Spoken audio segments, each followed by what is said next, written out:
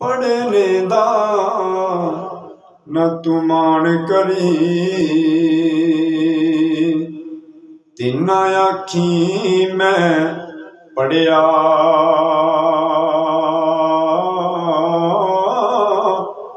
ओ कहार जबार सदावे, मत रोड़ सुटे दुध कड़िया। जो जो रिज़्क़ उस किसे दा लिखिया, ओ लिखिया कदे ना टाले। ओ पावे लख हजार बुराइयां तके, फिर भी उस नू पाले।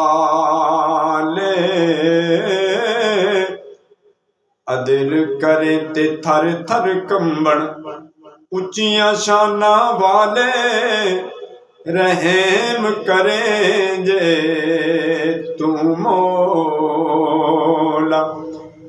बख्श जावन मैं जे मुँह काले। एक गुना तेरा मां प्यो वेखे, देवे देस निकाला। 100 गुना सोना मालिक वेखे, ते पढ़ दे पावन वाला।